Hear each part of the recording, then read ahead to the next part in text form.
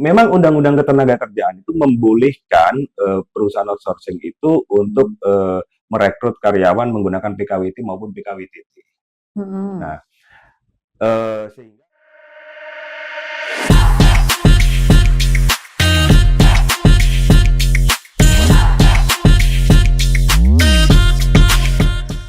Satu Surabaya 100,5 Klik FM Educating and Entertaining Radio.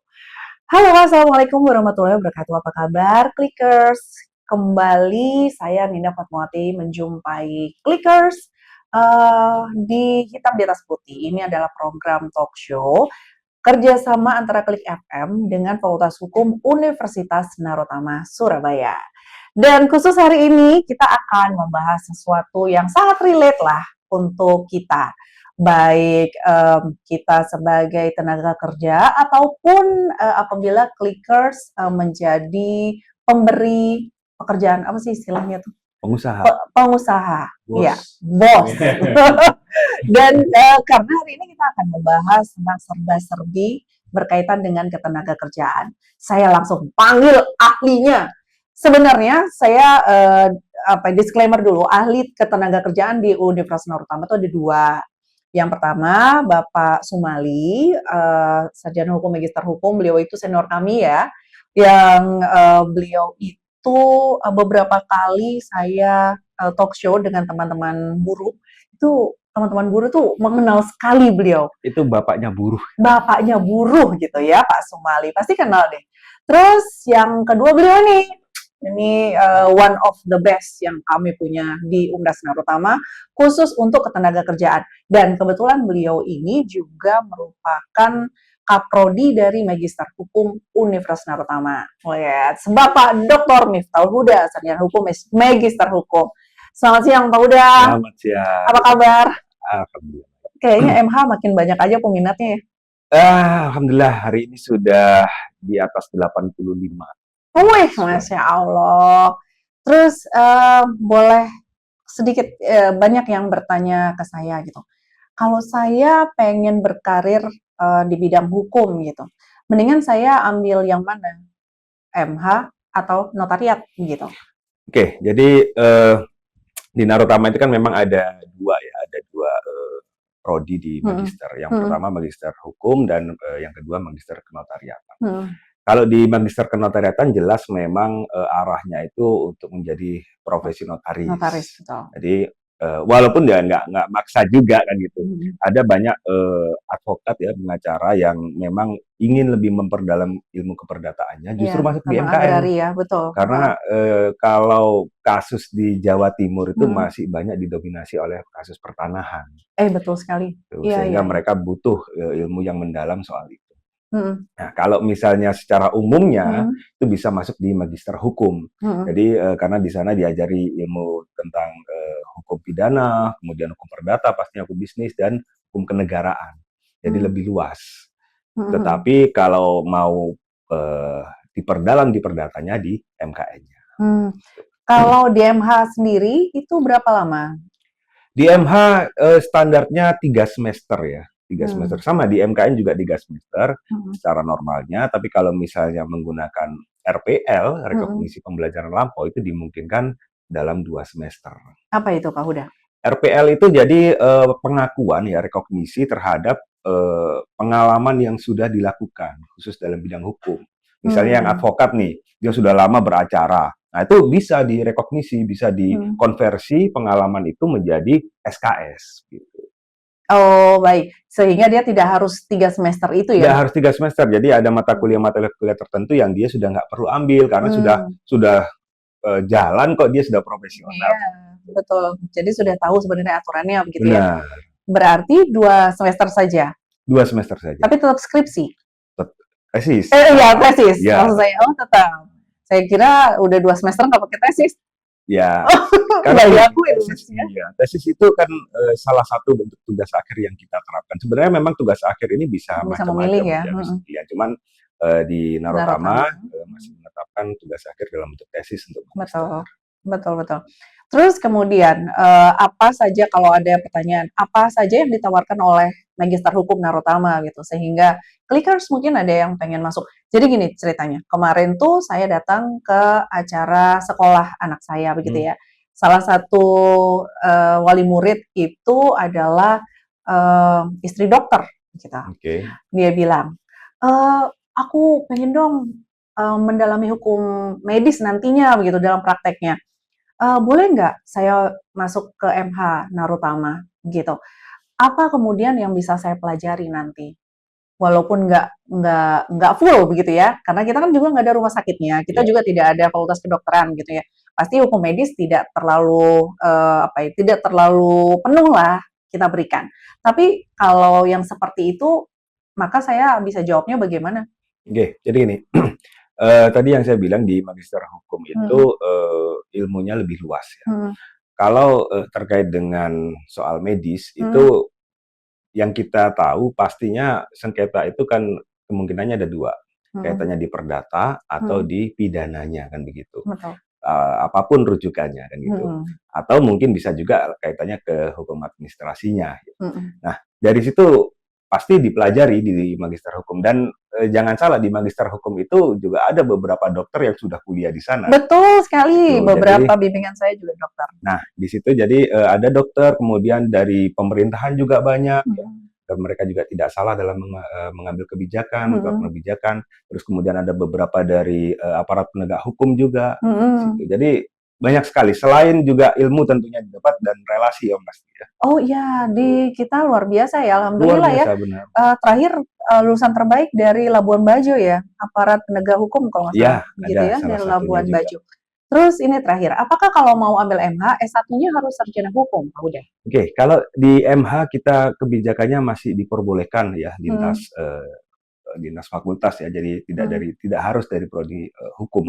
Jadi lulusan apapun bisa dan kami dari para pengajar sudah sangat memahami itu sehingga ketika ada pertanyaan-pertanyaan yang mendasar sekalipun itu kami bisa mengakomodir pertanyaan-pertanyaan tersebut.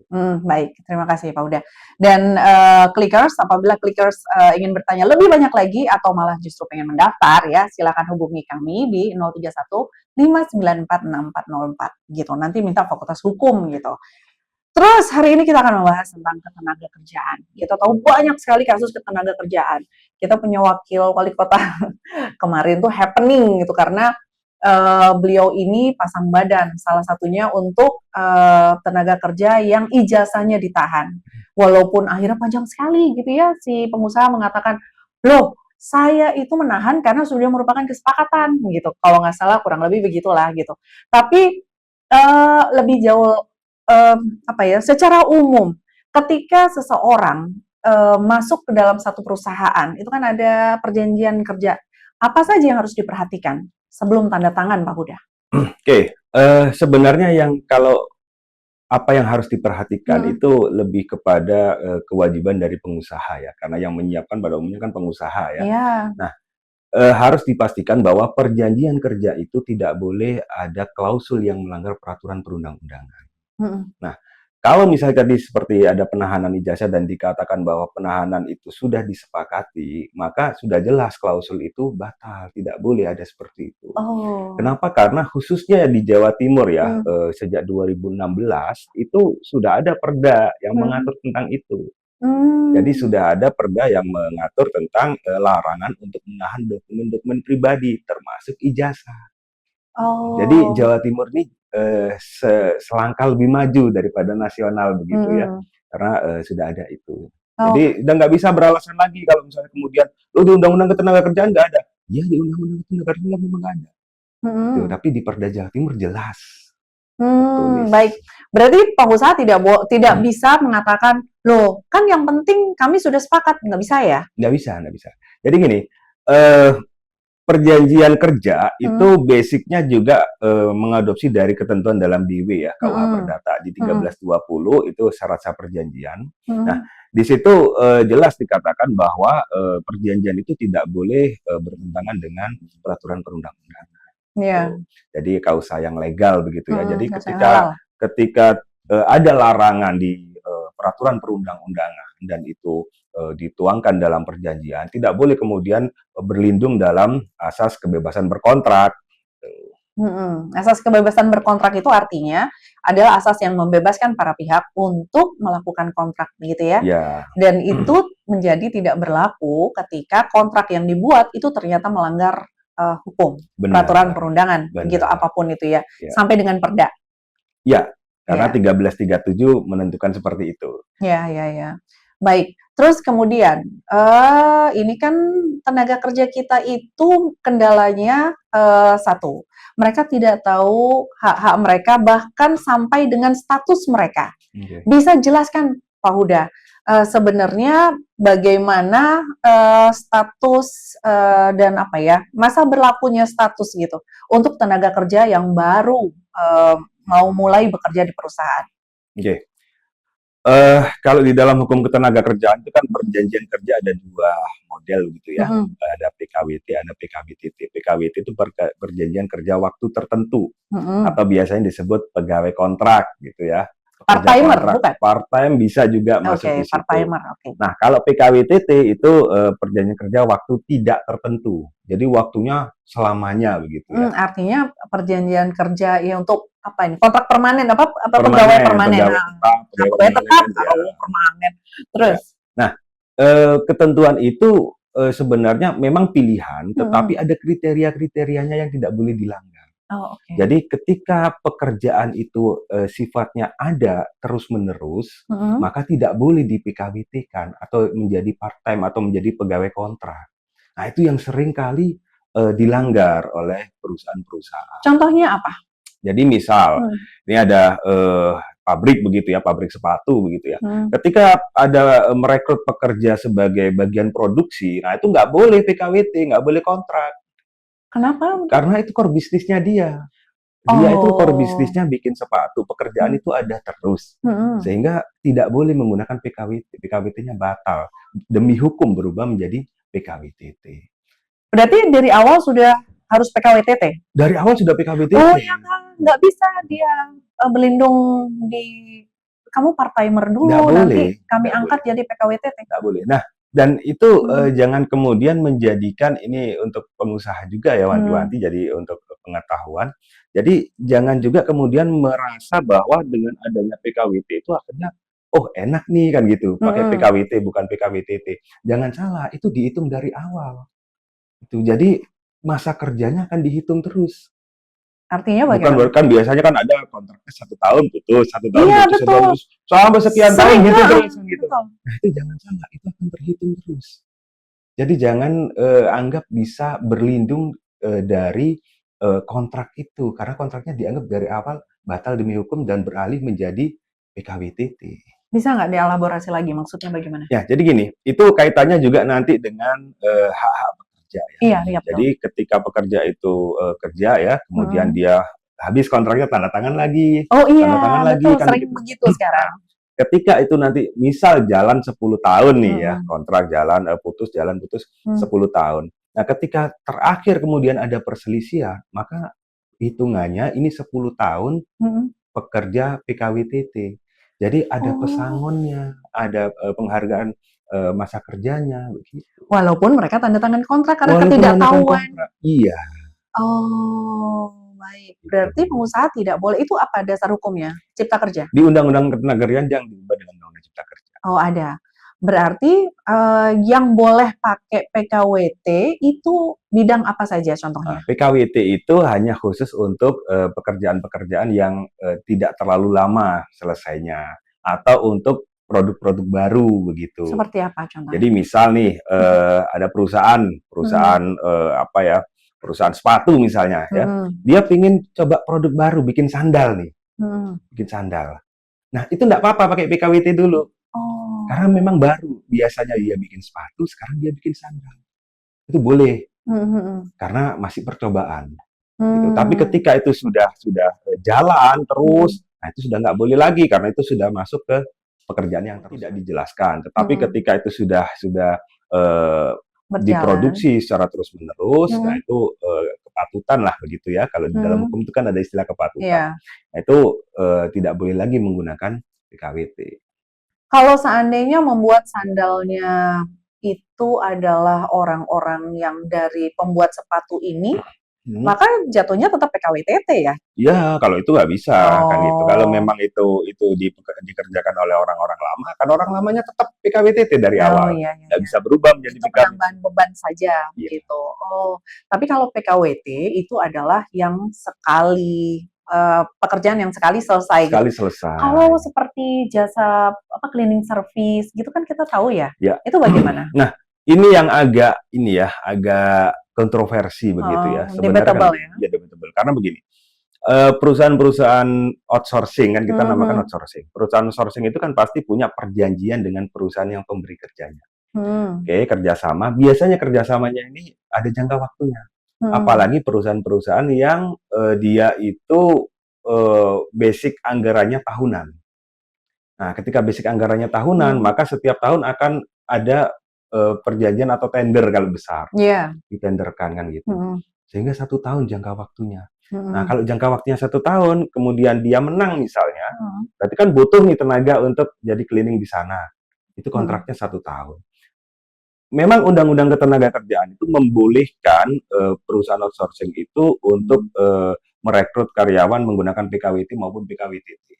Nah, sehingga yang terjadi itu banyak memang PKWT. Kenapa? Menyesuaikan kontraknya dengan pemberi kerjanya itu. Tuh, Iya, karena iya. di 1 tahun ya sudah, setelah itu kan kita nggak tahu lagi nanti akan ada perpanjangan atau tidak. Apakah tender itu dimenangkan perusahaan outsourcing ini lagi atau tidak kan gitu. Kalau iya?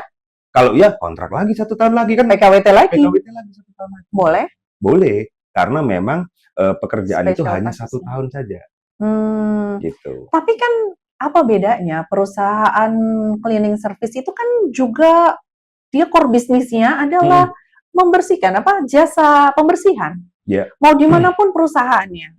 Kemudian apa bedanya? Nah, itu yang menjadi perdebatan justru di situ ya, karena sebenarnya dia core bisnisnya itu kan tertentu, sama juga dengan jasa pengamanan kan begitu ya. Betul. Dia kan core bisnisnya di situ, tapi seringkali berlindung di situ. Jadi di sini ya memang ada kekaburan norma begitu ya. Yes, kekaburan norma ini sudah apa nih? Tesis ini, udah mulai tesis ini. Gimana maksudnya? Jadi ini memang bisa ditafsirkan dua ya. Yang pertama tadi penafsiran bahwa ini boleh di PKWT-kan loh. Kenapa? Karena memang jangka waktunya hanya 1 tahun itu aja. Ya kan, ada kan batas tertentu. Nah, ada juga yang mengatakan tadi, nggak boleh, karena itu core bisnisnya dari perusahaan outsourcing-nya kan begitu. Perusahaan outsourcing-nya kan terus-menerus. Urusan dia punya kerjasama dengan perusahaan manapun itu kan tanggung jawabnya dia kan gitu ya. Betul. Tanggung jawabnya dia. Jadi harusnya ya kita nggak mau tahu pekerjaannya. Ya silahkan dipekerjakan di perusahaan manapun, tapi saya bekerja terus di situ. Iya. Ada yang begitu juga. Berarti boleh, diperbolehkan. Tapi undang-undangnya memang membolehkan PKWT. Oh, gitu. Untuk yang seperti jenisnya gini outsourcing. Terus kemudian IO begitu ya? Ya, kalau itu jelas, kalau IO lebih clear lagi kan gitu. Karena eventnya malah lebih singkat kan gitu. Iya.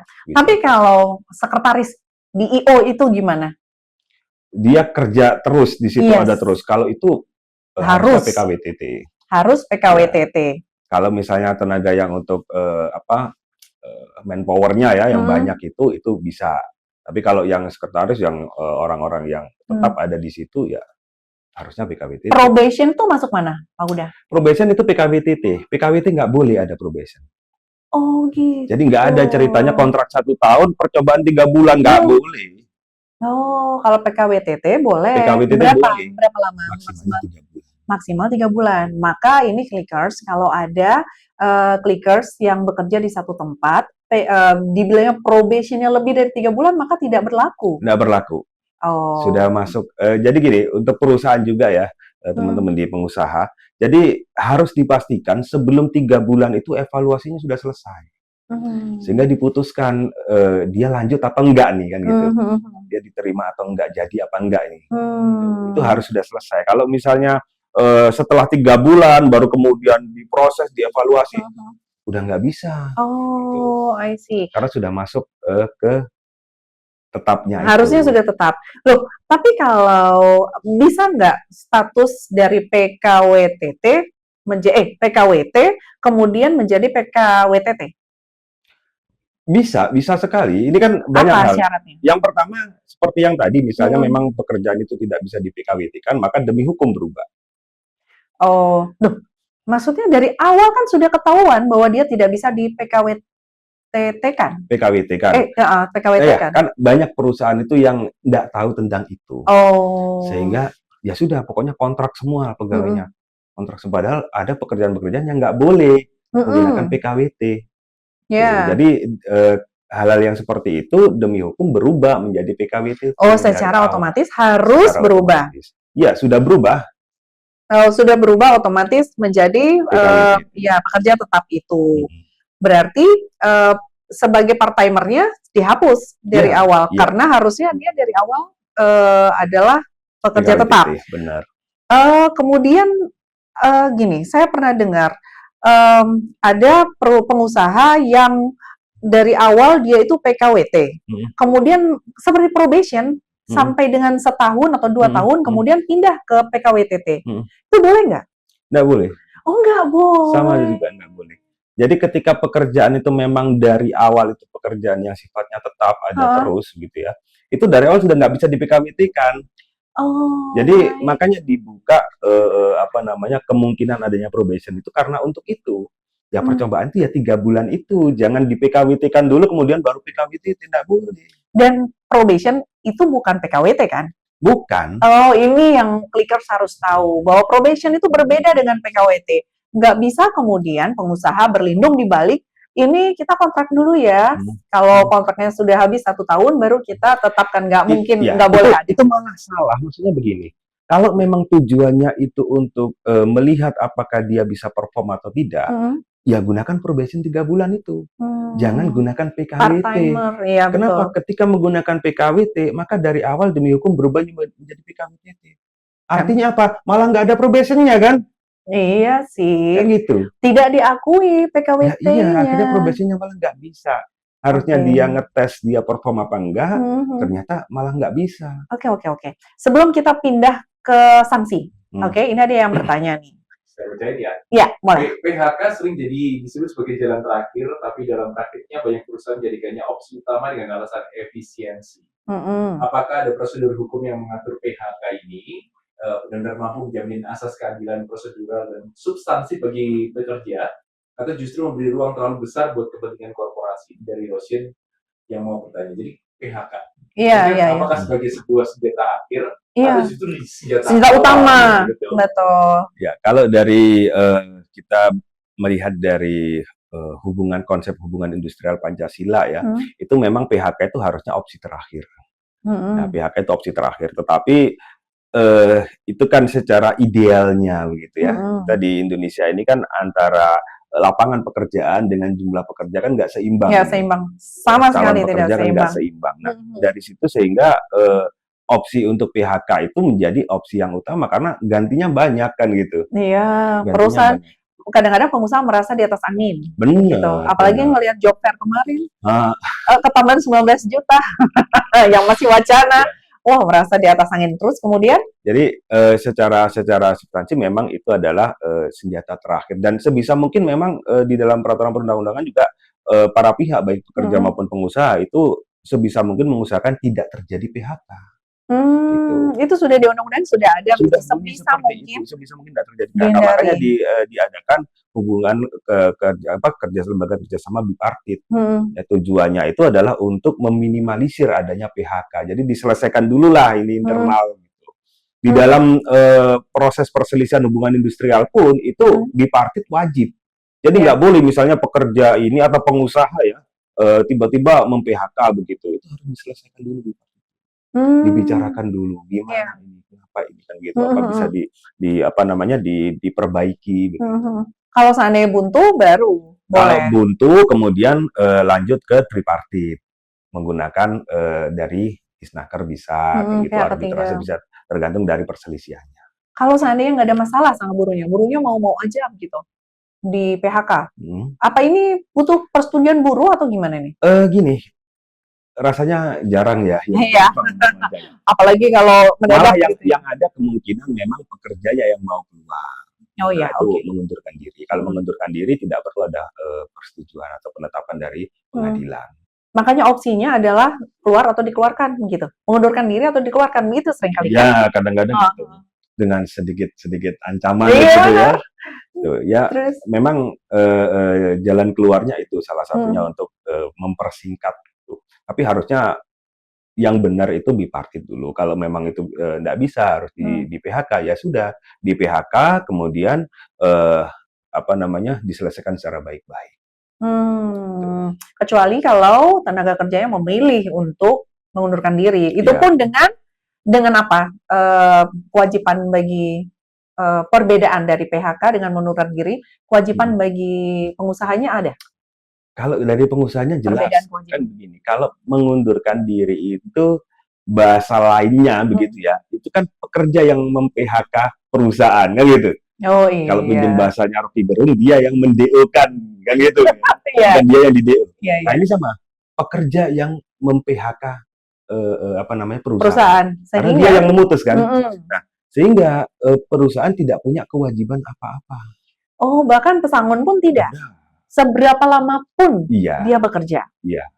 Oh, baik. Bahkan kalau di dalam PKWT, di dalam PKWT, kalau bukan PKWT, PKWT, itu pihak yang memutus hubungan kerja sebelum masa kontraknya berakhir, itu wajib membayar sisa upah sampai dengan kontrak berakhir. Jadi misal nih, 1 tahun kontraknya, kemudian pekerjanya mengundurkan diri, kerja masih 6 bulan, nah dia harus bayar 6 bulan sisanya. Itu yang biasa dibilang penalti. Nah, tunggu sebentar, saya mau nanya. PKWTT itu juga ada kontrak kan? Oh iya ada. Kalau seandainya kontraknya itu ada batas waktu minimal maksimal, nggak ada? Nggak ada, kan namanya PKWTT, tidak tertentu. Berarti even setahun pun sudah masuk PKWTT? Oh, nggak bisa. Kalau PKWTT nggak ada. Waktunya tidak tertentu, tidak ditentukan. Oh, hanya kontrak bahwa dia bekerja di perusahaan ini saja, tapi tidak batas waktu? Bukan batas waktu. Oke, itu yang Clickers harus tahu. Berarti kalau memang akadnya sebagai PKWTT, maka hindari kontrak yang memiliki batas waktu. Ya, gitu. Kalau karena itu dalam undang-undang PKWT jadinya. Oh iya, betul. Oke, yang berikutnya apa ini? Dalam perspektif hukum ketenagakerjaan ini harusnya menjunjung asas fair labor practice. Ini sistem outsourcing ini tidak menyimpang nih, supaya gimana caranya negara memastikan sistem outsourcing tidak menyimpang dari tujuan moral hukum ketenagakerjaan, bukan hanya sekedar dijadikan alat ekonomi atau mungkin alat untuk istilahnya melindungi korporasi. Bagaimana caranya? Ya, menarik. Jadi gini, outsourcing itu memang dibutuhkan. Outsourcing itu dibutuhkan dalam dunia bisnis begitu ya. Karena kan tidak mungkin ketika anggaplah kampus begitu ya, atau di bidang pendidikan, dia kemudian harus ngajari karyawan untuk bersih-bersih. Ngajari ini cairan untuk bersihkan ini nggak worth it gitu loh.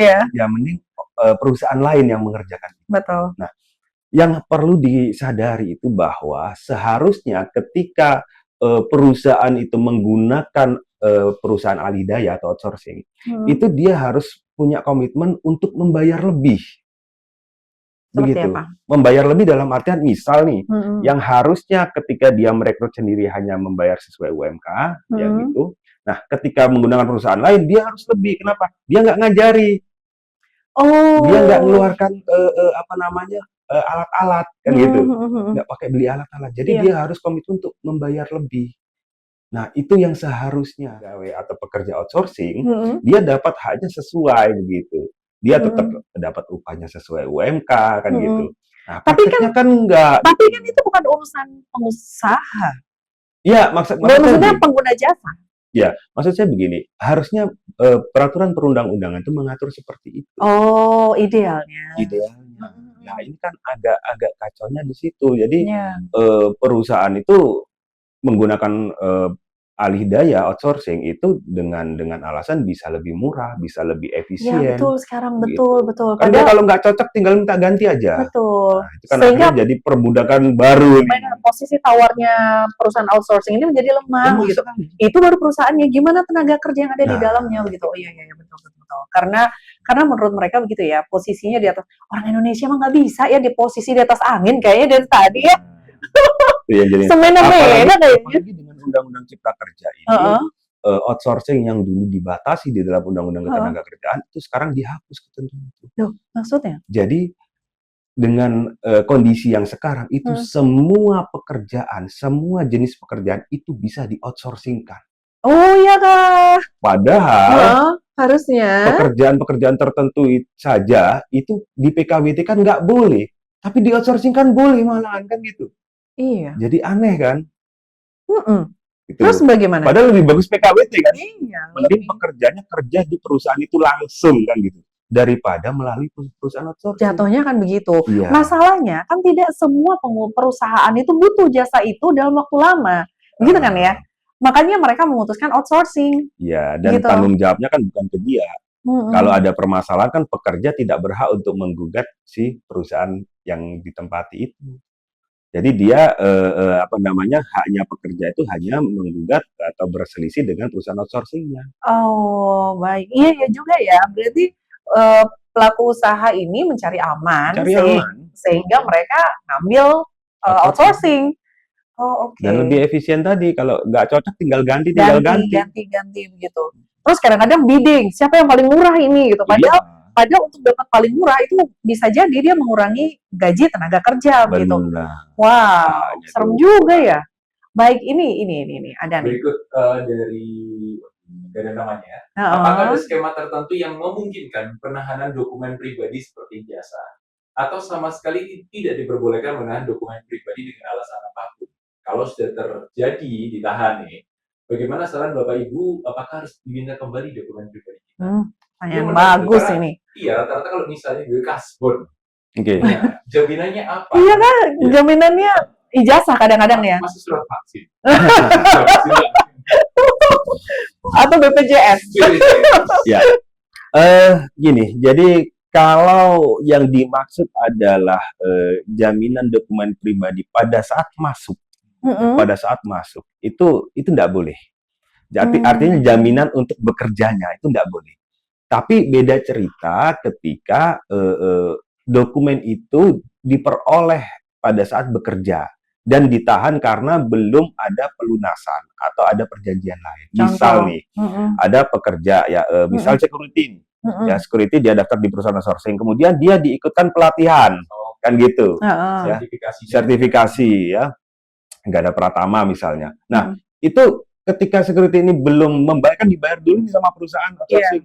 Kalau belum lunas nggak dikasih nggak apa-apa gitu. Biasanya kan dicicil tuh dari upahnya per bulan, cicilan. Karena didapatkan pada saat dia bekerja di sana gitu. Ya, jadi bukan jaminan atas pekerjaannya itu, tapi memang dia utang gitu. Nah, kalau yang model tadi kasbon misalnya, kasbon itu sebenarnya masih dimungkinkan kalau memang kasbon pada saat kasbon ya, pada saat kasbon kemudian dia menjaminkan sesuatu itu masih dimungkinkan. Tapi kalau jaminan itu untuk bekerja, nah itu yang nggak boleh. Oke, jadi yang tidak boleh adalah melakukan penahanan dokumen pribadi. Itu dokumen pribadi kan ya?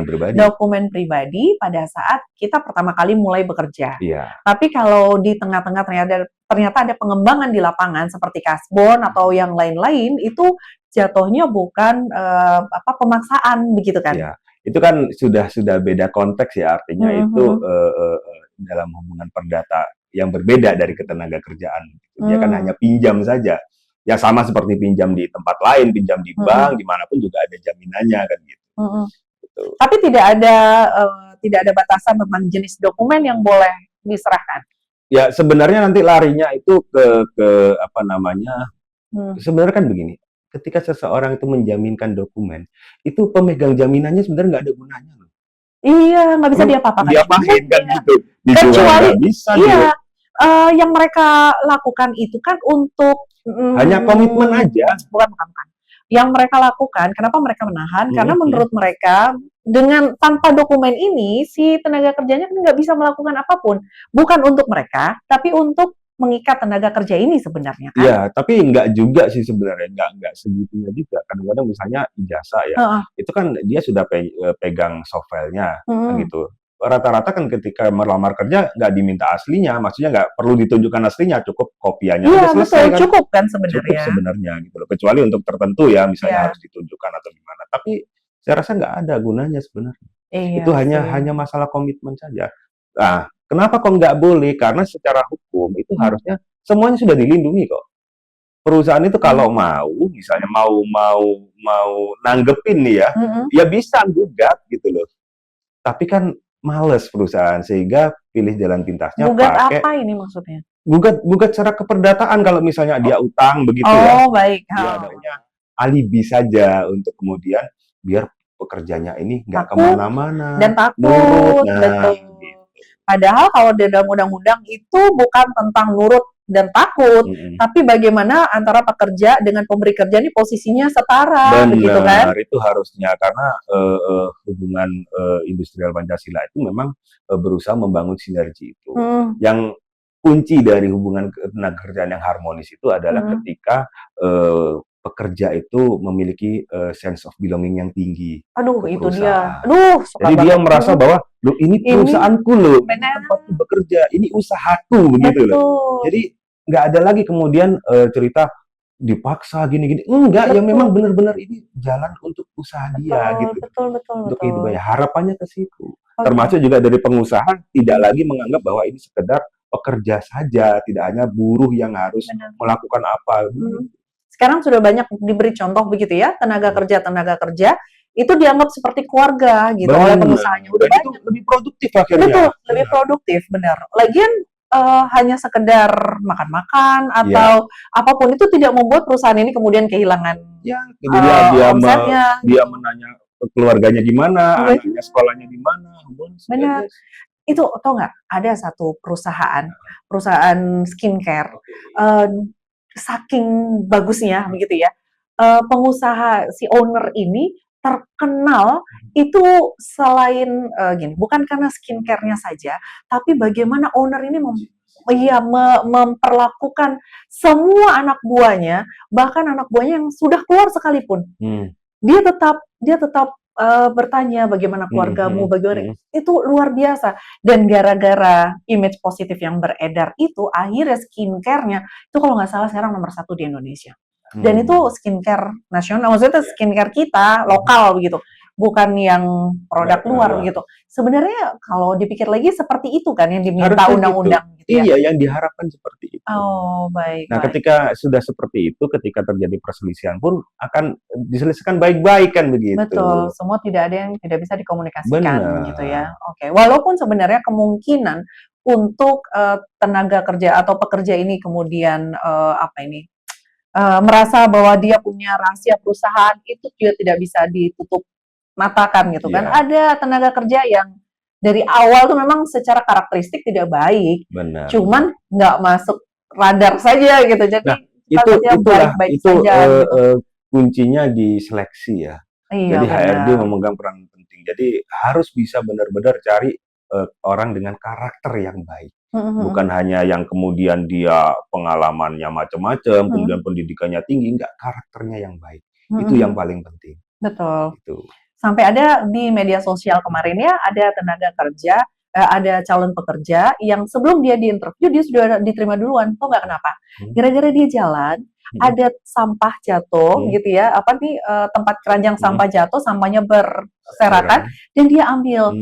Dan HRD dan owner itu melihatnya hanya dari CCTV gitu. Setelah ketahuan si anak ini membersihkan, maka dia bilang nggak usah interview, kamu pasti saya terima begitu. Kadang-kadang mungkin kita butuh ini ya, Koko ya, kita butuh cara lain. HRD mungkin sudah waktunya berpindah atau menambah metode gitu ya, daripada sekedar wawancara. Itu sebenarnya bisa dimungkinkan dalam masa probation itu tadi. Oh iya begitu. Deh, masih jadi ada tes karakter itu gitu loh. Iya benar. Tes karakter yang tidak mudah sama sekali. Dan kalau pakai jasa luar seperti lembaga psikologi itu juga butuh dana begitu ya. Itu yang suka ini. Ada pertanyaan Pak Produser? Mungkin kalau tadi deh Bu Pritama saya nanya. Nah, kalau misalnya pegawai ini adalah pekerjaan yang beresiko tinggi. Contoh, driver kendaraan berat. Kalau dia tidak ditahan apa-apa, itu truk bisa kemana-mana tuh. Oh iya. Itu harganya tinggi maksudnya. Betul. otobus misalnya. Bis itu berapa mahal kan kalau misalnya mereka udah masuk ke daerah tertentu, dipretelin, padahal udah ninggal ini pun masih bisa ada niat nakal, Pak. Iya, terus gimana tuh mengatasinya? Ya, sebenarnya nggak ada masalah ya. Begini, apapun bentuknya itu kan bagian dari resiko perusahaan. Jadi yang diamankan itu bukan orangnya, tapi dari bisnya, entah pasang GPS di tempat yang susah untuk dibongkar. Iya. Ya, atau begini, makanya itu tadi tugasnya HRD itu berat. Jadi memastikan bahwa orang yang direkrut itu adalah orang yang benar. Dan itu kalau dulu pengalaman saya tidak hanya menelusuri dirinya saja, tapi sampai ke keluarganya. Itu dia di keluarga bagaimana, dia punya keluarga nggak bisa dilacak nggak dia ini di keluarganya gitu. Kalau orang nggak jelas dia dari mana, nggak ada jelas keluarga di sini, itu agak poin minus begitu ya. Tapi malam itu dia bisa nyetir bis tuh. Kadang-kadang gitu tuh, karena skillnya dia yang wah bisa nih. Iya. Nah itu kadang-kadang ya sudah karena kebutuhan perusahaan yang mendesak karena Iya, hayu gitu ya. Mungkin supir kendaraan mewah misalnya sekarang banyak itu. Iya benar. Alprat sebenarnya begini. Balik lagi. Coba misalnya kalau yang ditahan itu adalah ijazah misalnya. Ijazah ditahan. Untuk terus apa? Emang bisa apa? Ngaruh, iya. Mereka kan masuknya nggak pakai ijazah. Kalau pun lapor ke polisi nggak pakai ijazah kan gitu. Ya sudah, fotokopi KTP. Nih orangnya yang menggelapkan kendaraan ini. Itu ijazah nggak ada gunanya. Untuk ranking aja sebenarnya Pak. Jika dia pernah di mana. Nggak dong. Terus untuk apa? Coba. Nggak ada gunanya sebenarnya. Setelah ijazah terakhir SMA, tapi di SMA tahun 85. Nah, untuk apa kemudian ijazah? Surat nikah sih. Jadi lagi. Kenapa kita surat nikah ya? Malah merdeka. Bang nanti. Jadi memang benar useless. Dan satu lagi, ketika dia ditahan misalnya Pak Produser, ketika ditahan kemudian terjadi pelanggaran, maka bisa-bisa kebalikan, dua-duanya kena. Dia bisa melaporkan supir, dia juga dilaporkan ke supirnya. Jadi daripada resiko gitu, bisa mungkin terjadi. Sekarang mungkin tenaga kerja biasa-biasa aja, tapi jangan lupa di belakangnya siapa. Gitu kan? Ada dalam tertentu. Iya, membuka mata. Ternyata kamu bisa loh. Udah aja lah, kan masalah. Belum kalau dari perusahaan saingannya kan gitu. Oh iya benar. Untuk menjatuhkan. Amin ya Allah. Iya, dengan senang hati. Kenapa? Selamat siang, boleh nanya jurusan MKN bisa di-spill nggak biayanya? Oh aduh. Boleh nggak ya? Saya ada. Boleh nggak? Boleh kali ya? Mungkin ya, Roman atau mungkin kisaran mungkin biaya per semester atau gimana? Kita bisa cari tahu ya dari. Enaknya kalau dari kami itu kita bulanan ya. Iya. Pembayarannya bulanan, jadi nggak berat. Jadi nggak berat. Sekolah berarti bulanan ya? Iya. Sementara kalau yang lain kan harus 6 bulan jadi 1. 6 bulan, benar. Betul. Terus untuk uang pendaftarannya, ini saya nggak tahu S1, S2 nih. Kalau saya ini, ya kalau MKN, ntar tunggu ngobrol dulu, saya cari lagi. Sudah lama soalnya. Bisnis dan usaha itu selalu ada, ini melindungi pekerja nih, tapi korporasi nggak dilindungi nih. Selalu ada simpangan seperti itu dan selalu terjadi. Akhirnya si korporasi merasa, udahlah saya bikin undang-undang saya sendiri, kamu mau terima boleh, nggak terima ya sudah jadi tempat lain. Gimana kalau konsepnya kayak gitu? Gini. Undang-undang ketenagakerjaan itu diciptakan memang untuk mengafirmasi posisi pekerja. Jadi dari awal ciri khasnya hubungan kerja itu memang nggak seimbang.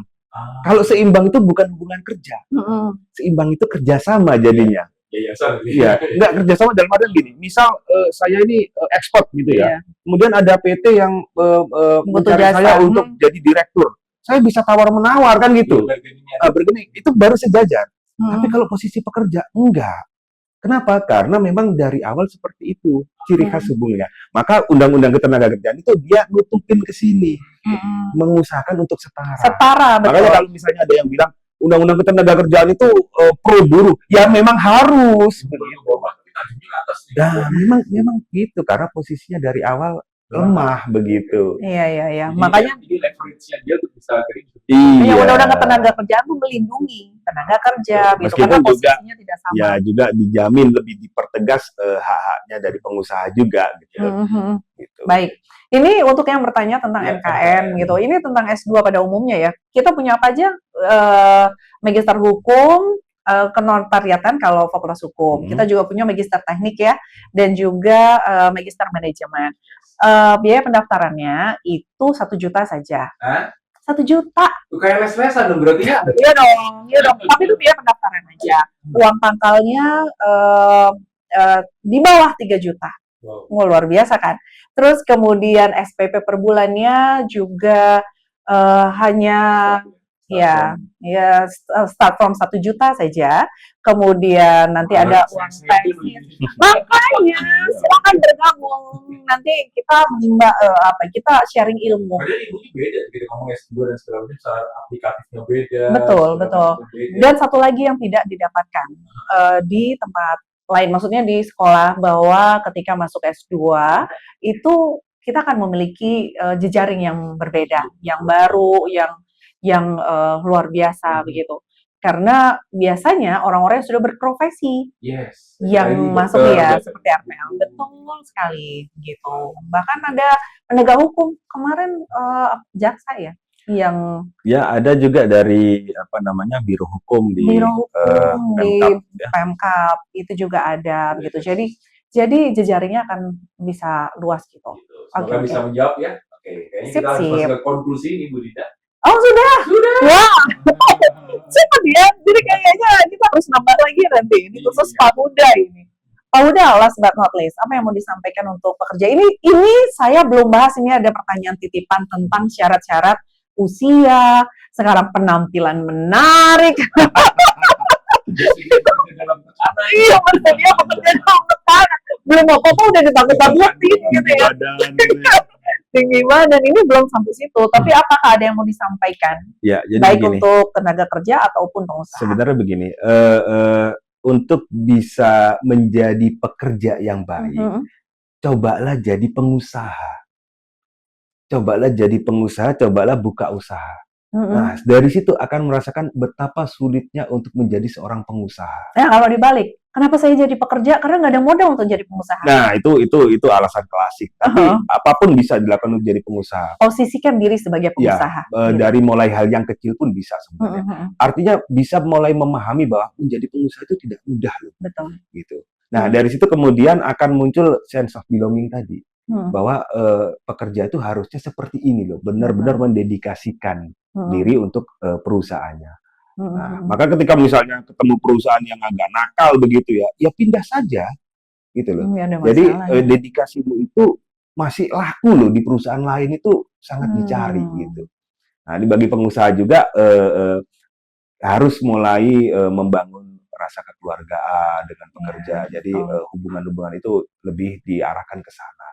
Bukan lagi kemudian sekedar yang bosi begitu ya, tapi benar-benar bisa mengayomi juga keluarganya gitu.